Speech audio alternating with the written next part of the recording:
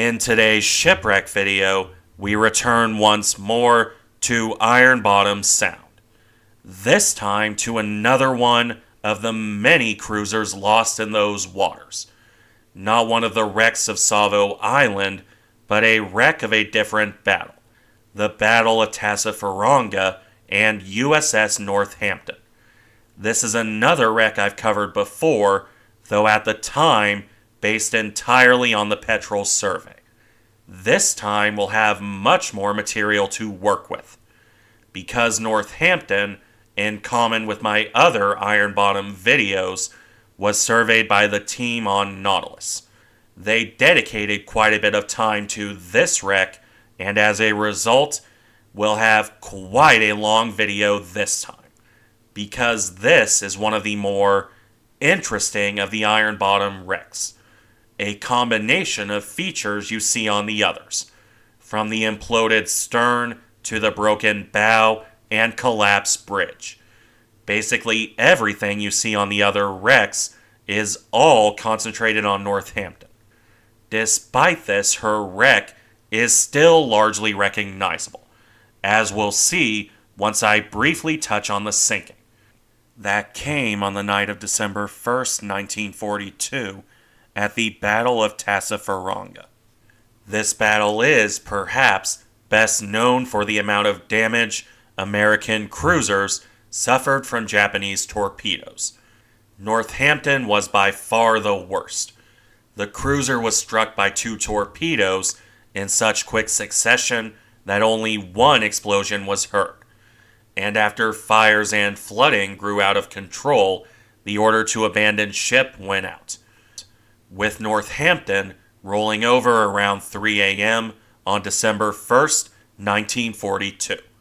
50 men died as a result of that battle, with 35 more wounded. Considering the damage that the ship suffered, that is a remarkably small number. Around 775 men were plucked from the water by destroyers, with a further 40 rescued by PT-109 from life rafts. At this point, Northampton vanished from history. Her wreck would lie undisturbed until Robert Ballard surveyed Ironbottom Sound in 1992. The ship was located at a depth of 650 meters or 2,132 feet, on the shallower side for a Pacific War wreck, as you'll see in the marine growth. But on the other hand, still plenty deep enough to be safe from salvagers. As I noted earlier, the wreck would also be looked at by the Petrel team, with that survey coming in 2018, where it served as the basis for my previous video. This time, however, we'll be focusing on the July 2025 visit by Nautilus, starting as usual with the weaponry. Northampton has some interesting quirks here. For example, the broken bow just ahead of the number 1 turret. This damage is very distinctive, to say the least, even if we can't quite make it out here. We get a better look at that here. Very little is left of the bow ahead of the turret. In classic American cruiser fashion, it broke off during the sinking, nearly taking the number 1 turret with it as it fell away, leaving a broken mess behind. This picture looked at that from the side, with this one by contrast looking down on it. It's an admittedly excellent look at the interior of an American cruiser. The best look we get of any of the Ironbottom wrecks, mostly because, despite the damage, it's still largely recognizable. That said, let's move on to the turret itself, which is, as noted, very close to falling off. Here, in particular, where there's barely any deck left. Had Northampton broke a few feet back, this would have gone with the bow. However, it did not, and we can see the turret in all its rusty glory as a result, with this image showing the front side with the barrels barely in frame. It's more useful for showing the deck compared to the turret. The next image, on the other hand, is better for the turret itself, specifically the turret face with the barrel still resting in place. What this picture shows, aside from all the silt and coral, is the fitting of the guns. On this model of turret, those were all very close together. A true triple turret where the guns elevated in a single sleeve, as opposed to a 3-gun turret like on the Iowas where they elevate individually. There's pros and cons to either option, but here the closeness of the barrels is very apparent. Something that is, if anything, easier to see from above in the next picture, along with a couple other notes. The rounded shape of the turret is one. The early American heavy cruisers had large, smooth turrets, compared to the more squat and square models from New Orleans onward. As a second note, you can also see the break again, though it's not quite in frame this time, something that applies to this ladder on the side as well, which has remained in place despite all the rusting around it. As for the shape of the turret, we see this even better here, a top view showing most of the turret, from just behind the barrels back to the rear, where the rangefinder ears still poke out. Those haven't suffered any apparent damage here, despite the barrels from turret 2 resting on top of turret 1.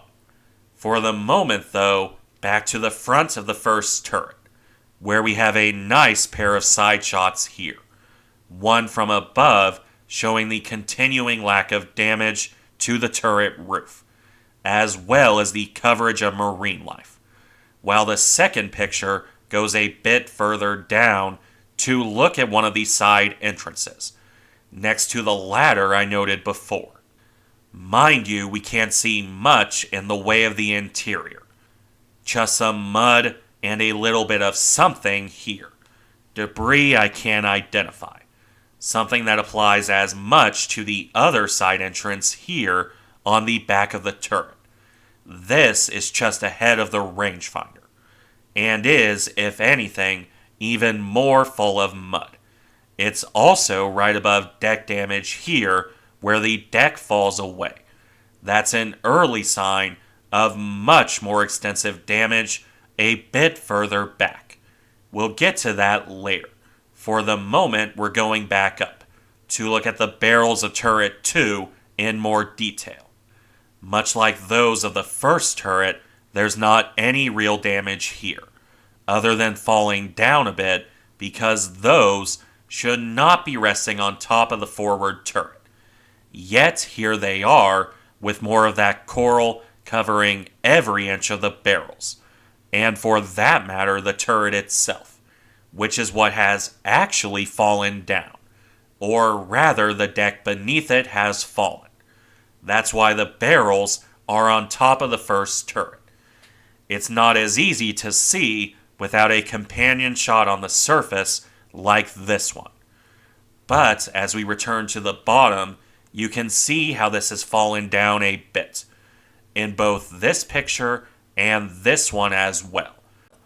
It's one of the more unique bits of damage to Northampton that we'll see more later.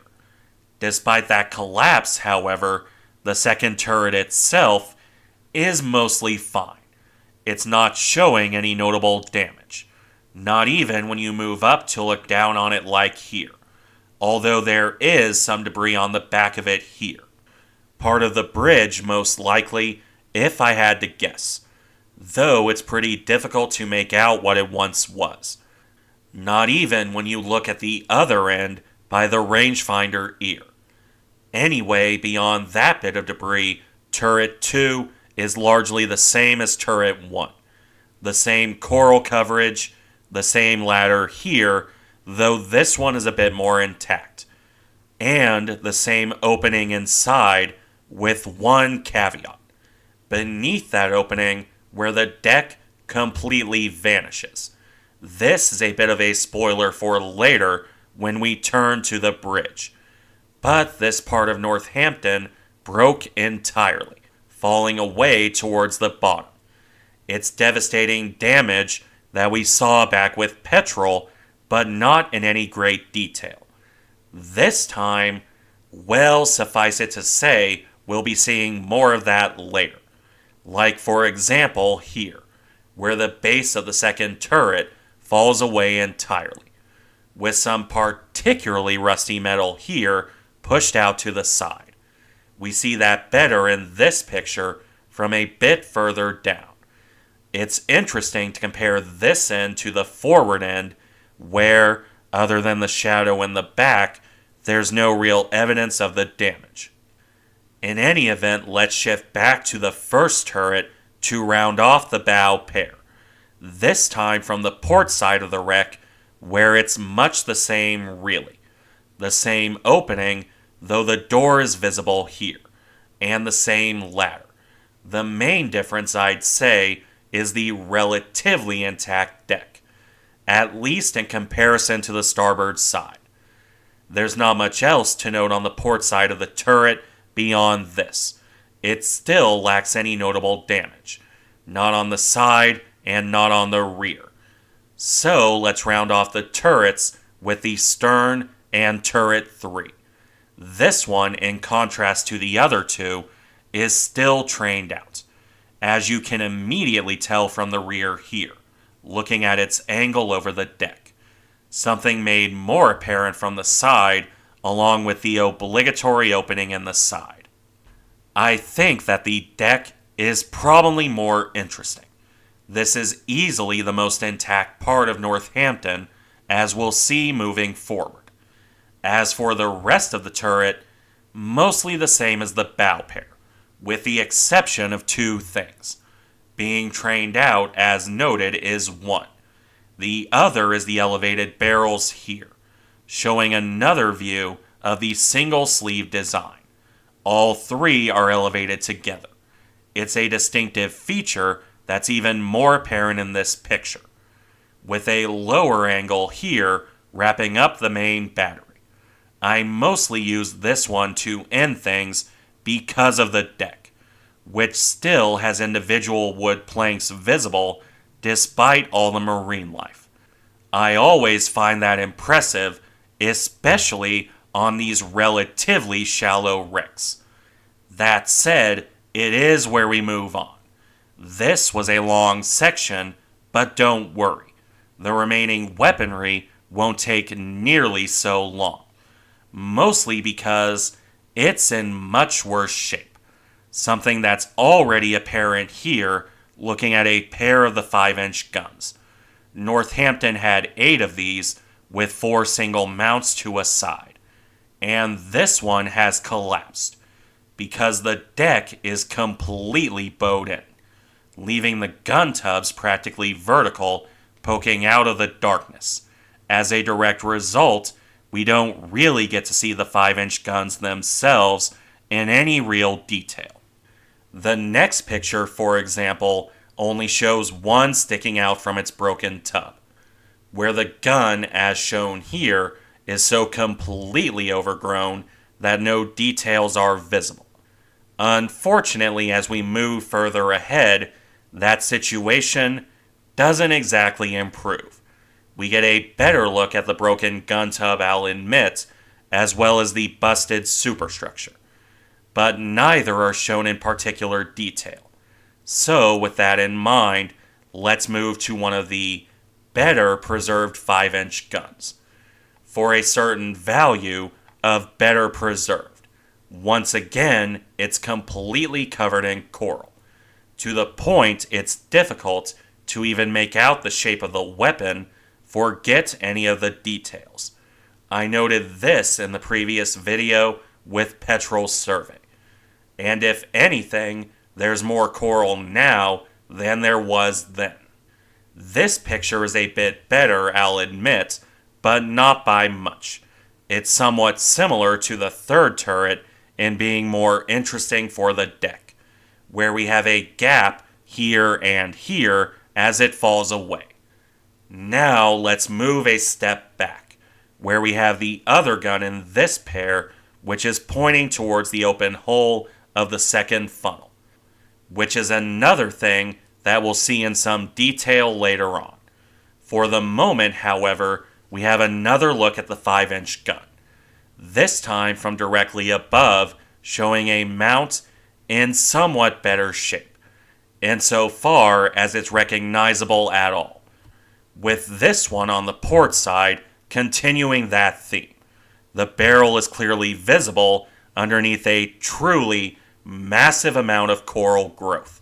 It's very thick, to say the least, though it's grown in a way to complement the barrel, not to hide it. The gun shield, for its part, is more recognizable. It's relatively uncovered and shows no major damage, unlike the side here beneath it. Though we can't see the damage very well, so let's move on to the next 5-inch gun. This one is also in relatively good condition, with the overall shape visible beneath the obligatory marine life, where it's sitting upright in firing position with no apparent damage to the deck. Something that can't be said for the final 5-inch gun, which is, much like the first pair, fallen down. Unfortunately, we also don't see much of the actual break here. As such, it's time to move to the final weaponry, the light anti-aircraft guns, starting here with one of the 20mm guns. This one is mounted next to the bridge, which means it's also our first glimpse of the bridge, which, as I said before, has fallen back. You can see that in the angle of the gun, which is, much like the larger weapons, so covered in coral to be otherwise unrecognizable, leaving the only other 20mm gun here on the third turret.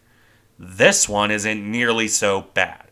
Still completely covered, yes, but at least you can see some details, such as, for example, the wheel here, or the overall shape of the mount behind it.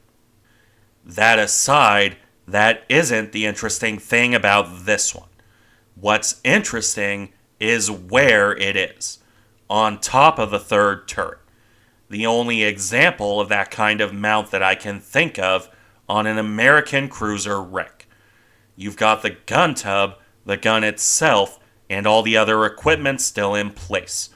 It's admittedly not well preserved in general. The boxes in the back here are barely there, and the gun tub is absolutely rusting away.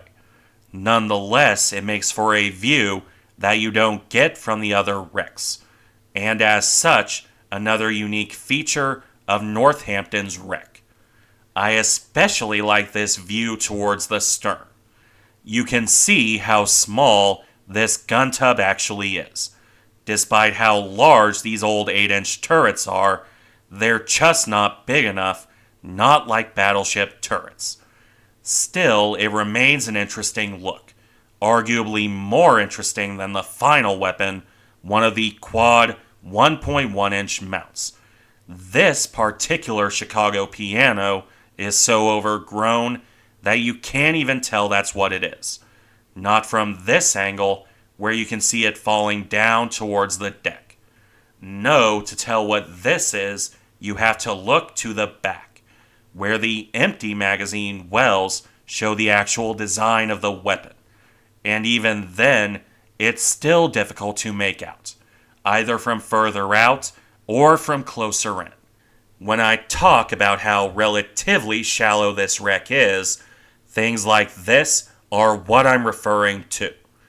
In any event, that wraps up the weaponry. Quite a long section as these things go, but there was a good bit to cover.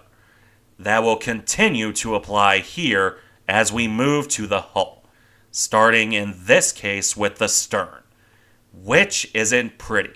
It shares the classic damage of these American wrecks in having clear implosion damage, the bowing in towards the bottom where it was crushed by water pressure, with Northampton having the additional issue of being buried. There's no sign of the rudders or screws here because they're completely covered. Well, most of them. There's one exception we'll see later. As for the stern, despite that damage, there does remain some interesting preservation. The name here. It's not as easy to make out as on, say, Astoria, but it's still somewhat recognizable. From close in here, and from a bit further out in the next picture. While the next picture, for its part, moves a bit further out again, where we can see the crushing in of the stern down here. It extends quite a bit forward too, where it eventually fades into darkness. Something that distinguishes the damage on Northampton compared to the Salvo cruisers. Those show more implosion damage on the extreme stern and less further ahead. On Northampton, there's less of that damage on the very end of the ship. Here you can see how little there really is. It's certainly there, but nowhere near as bad. And on the starboard side, it's nearly completely intact. That's an interesting detail, I think, compared to the more uniform damage on the other cruisers. It's also where we'll wrap up the extreme stern with this view from further up. These curious tanks are, I believe, smoke generators. They look similar to the ones on De Haven, though I admit I could be wrong. Beyond those, we have another gun position, but one that we didn't see in any great detail, which is why I didn't cover those in that section. And why I'm going to move on here as well, back towards the waterline, where we have, well, this. A hull plate that has fallen away from the rest, exposing the internal frames. This isn't from the torpedo hits, leading me to believe this was done by impact to the bottom. The plate might have been weakened from shock effect, but it isn't direct torpedo damage. Regardless of what caused it, the damage is severe here. In fact, a bit further up, we have more of that damage. It's not as easy to see, but here we have another split forming. And as we move to the next picture, more of that breaking is apparent. The hull is split here, further reinforcing the broken by impact idea. In fact, a good portion of the side is splitting away, though this does seem to be the limit of that damage. Moving further ahead, it isn't there beyond this point, which, for its part, is just ahead of the prop guard, something we see here from close in. If you're curious why I banged on about the nearly vertical prop guards in the other videos, this would be why. It is what one of these should look like, aside from the mud and the trash. Anyway, that's where we'll round off the side of the stern. Now let's look up, to where the first major collapse in the deck can be found. We've got broken planks and exposed cabling here. And just behind it, though we can't see it well in this picture, the broken deck. It's easier to see in the next image here. The deck just falls away with internal framing exposed. I believe this is further damage from hitting the bottom. On wrecks that hit sufficiently hard, it often causes the decks to collapse, leading to damage like this. It's very clear in this picture, to say the least. An interesting circular collapse, at least from what we can see of it, which is, unfortunately, not much beyond this. So, with that in mind, let's move back down to the side of the wreck, where we can start with this picture, relatively clear of marine growth, exposing much more of the rusting. The area by the portholes is especially bad, while the portholes themselves are missing any of their coverings. The glass and the frames are completely gone, leaving just the gaping holes themselves, which don't really show anything inside the wreck, for better or worse. As we move along, the damage gets worse again. In fact, when looked at from the side, much of it has rusted away. It's some of the worst rust damage on Northampton's wreck. I specify that because this doesn't seem to be caused by Japanese action or the impact on the bottom. This is just the hull rusting out, plain and simple, likely weakened by fire, leaving it structurally compromised, where much of it has fallen apart over the intervening 80 years, both gone outright and fallen to the side like here. It's not pretty, even if the area just ahead of it is in better shape. Another quirk of Northampton compared to her cousins is in the catapults. On the Savo cruisers, those are gone, with the exception of Astoria's, though even then, that somehow ended up beneath the stern. On Northampton, those catapults remained aboard the cruiser. You can see them here. They've fallen over, but at least they're still there. In this case, next to an empty catapult base, with this being much more akin to the other wrecks. A circular structure sticking up from the deck with an open doorway, and in this case, a fallen door right ahead of it. However, that and the fallen catapults are the only bits of damage here. The rest of the catapult base is mostly fine. The portholes are visible, but there's no shell holes or the like. Even the ladder on the side is still there and intact, while the top of it is, missing catapult aside, perfectly fine, despite the debris behind it on the deck. Or if you prefer, the fallen catapult on the deck. Something unique to the starboard side on Northampton, because the port catapult remains fixed to its base, something that stands in stark contrast to the other American cruisers, making for quite a unique view, especially when looked at from further out here, even if it may not be the most interesting to most. What might be more interesting in this general area is the funnel, or rather, where the second funnel used to be located, an open hole into the ship's engineering spaces. We can see it from a distance here, and from a bit closer in here, showing the neatness of the hull. If there was any doubt that this was the funnel base and not battle damage. Nautilus actually came pretty close to this part of the wreck. This image, for example, looks down inside the funnel. It's too dark to make anything out, of course, but it's another view unique to Northampton. And they got even closer as well, like here from above.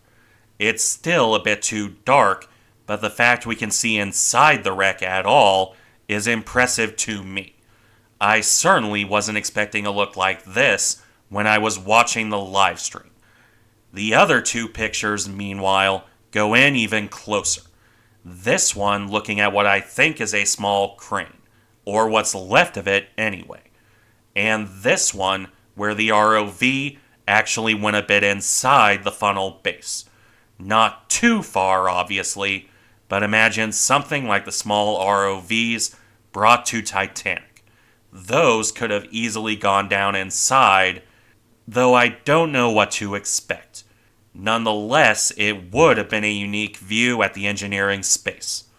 And on the topic of unique views, that's a good point to move on to the various breaks in the hull. Starting here at the bow. We saw this from the front earlier. Looking at it close in from the side is not pretty. Yeah, we have the intact wooden planks. And yes, it's an excellent view, as is the view on the port side here. But it's also a scary one thinking about the forces involved, especially with the bent and broken frames, or how the deck falls down in the next picture. This in particular is striking, because you have to think of what happened to the area beneath the wood to do something like this. which we can see from further out. The interior decks are gone. Full stop. And a bit further back, the side plating is missing, even where the deck has otherwise remained intact. This angle on the break does a good job of showing exactly where the ship fell apart and the damage extending back from there. As we move further down, that only becomes more and more true, especially here where we have the remains of the bow on the bottom, with twisted and crumpled metal still attached to the keel, in spite of the bottom crunching inward with the classic accordion-style damage. While the top of Northampton's break might be relatively clean, the bottom is anything but, mostly because, as we'll see, the bow is still technically attached to the rest of the wreck. For the moment, however, we'll head back up and towards the stern, where we have the other major break in the deck. We saw this earlier behind the turrets. And remember how I mentioned it was clear that the number 2 turret as a whole had fallen down? Well, you can see that here, how the deck falls away out of nowhere. That's tied to where the cruiser's bridge broke, which is, in of itself, one of the worst breaks on any wreck. You can see the start of it here, how the deck ends in a sudden cliff with nothing but darkness toward the bottom. Darkness and crumpled metal to the side, and as you move further back, we have more of the collapse to see. This picture isn't too bad, comparatively speaking, but move a bit further up, and you have the epicenter, torn and twisted debris that used to be the base of the bridge tower, which has, for its part, broken off. Not enough to fall off the wreck, but that might have been less striking. As it sits and falling back like that, the bridge has caused more damage. It tore up the deck as it went, like you can see here, and it crushed gun tubs and other superstructure further back. All of this damage so far has been on the starboard side. When looking ahead on the port, we can see just how much is gone, mostly because the back of turret number 2 is visible. It's about as bad as the bow, actually, in terms of how much fell away. And it's also the last image of this break, because now it's time for the bridge. Man, this is going to be a long video. As for the bridge, well, here we have it, or at least the main part of the tower, which has fallen back into the side, ending up tilted on the bottom. Now, actual damage to the bridge is relatively minimal. It's rusted out a lot, yeah, but the tower is mostly intact. Down to the windows, and where it hasn't rusted away, the bridge wings. In fact, much of the distinctive Northampton-class shape is still there. However, that only applies to the tower itself, as when you move down, you see how the base was torn free, leaving much of the bottom exposed, along with, again, crushing the gun tubs next to it. While further ahead, it broke the deck as it tore free. Yet, despite the severe damage to the deck, there's shockingly little damage to the bridge. Even where it broke, it's a fairly clean sort of break. And as you continue up on the port side, this continues. The only major damage is rusting, like here. Aside from, of course, the missing mast. Hold that thought, though. For now, as we zoom back in, the bridge windows come into focus. These are, again, perfectly intact. The frames, at least. If the bridge weren't angled like this, it would provide a good look inside, like on Laffey's wreck. Since it is angled, though, we can't see much. Though this next picture does give us a nice look at the back of the bridge, so there's that. With the one after it moving down to show the tower itself, including an entrance here where the bridge wing has rusted away entirely. While back towards the bottom, we have some interesting debris. It's not clear from a distance other than being a mess where the bridge lifted up. But zoom in and you have, for example, ready ammunition for the 5-inch guns. And further up, this piece here, which looks a bit like communication equipment of some sort, at least to my eye, though I could be wrong. Regardless, from here, we move up to the back of the bridge, which is also anything but pretty. This is probably the worst damage to the tower, likely caused by the mast tearing away, leaving torn metal like this, while the top of the bridge is empty but otherwise intact, from further out or from closer in, leaving just one more picture to wrap up the bridge, one of the distinctive wings of this class stretching back from the main bridge, rusting away slowly but surely, but for the moment, still recognizable. Now, before we shift to the bow, there's one more thing on the main wreck to show. And that's what seems to be the remains of a wardroom to the side. I say this because you've got the remnants of what's either a toilet or a sink. I can't quite tell with all the silt, but it's certainly porcelain. However, there's not much else to make out other than this metal bit. So, onto the bow. As I noted before, this is still mostly attached to the wreck. It's been twisted at an angle and torn free, but it hasn't fallen away entirely, leaving this broken mess on the bottom.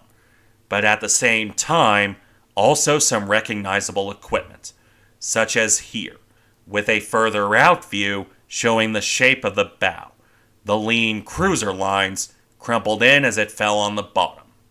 Further ahead, this shape becomes more visible, as we move from the broken part to the relatively intact forward end, where more of that cruiser shape is visible in a similar manner to that of New Orleans. Ironic considering it was this battle where she lost her bow. In any case, the forward end is crumpled a bit. That's very clear here where the side plating is peeling away, or here by the anchor where the bow came to rest. It's recognizable, but badly damaged. Although from the front, it's not quite so bad, for what that's worth. You have that nice sharp point flaring out to the anchor, which has remained locked in place despite the damage to the bow beneath it. Now, with that covered, we're coming up to the end of this massive video. 3 things remain. First, the detached mast. As noted before, this fell away during the sinking. It broke from the main bridge tower and fell on its side nearby, leaving its broken legs poking out of the darkness from the main mast structure, which has, for its part, remained largely intact. The fire control equipment is a ruin, but the mast is mostly here. And when I say that equipment is a mess, I do mean it. Yikes, to say the least. That said, as we move back, more of the mast itself comes into frame. The tripod on Northampton was pretty heavily built up as these things go, and a lot of that structure is still there. It's pretty badly torn up, but still there. Not much is recognizable, though, so I won't linger long here. Even when you get up to the side, now the top, where one of the legs is in place, along with most of the main structure, right up to the very top of what remains of the mast. Now, with that covered, the second and arguably more interesting bit. When Northampton was hit by the torpedoes, it's described as snapping a shaft, something that is not, in this case, at all an exaggeration. Most of her shafts are buried in the bottom, but one of them is poking out, fall into the mud like a spear, presumably the snapped shaft, poking out of the bottom with the prop still fixed in place. Covered in coral, sure, but recognizable nonetheless. This is another one of those Northampton wreck features that is so unique. You don't see something like this often. I've been going through each angle as I go along, though, because aside from the weirdness, there's not much to note. It's a shaft and screw, but that's about it. The orientation is the distinguishing feature. So let's wrap things up now with the torpedo damage. The final, truly noteworthy bit of this wreck. Now, we've seen torpedo damage before, on Yorktown or Lexington. However, Northampton's damage is truly severe. A real demonstration of the raw power in the long lance.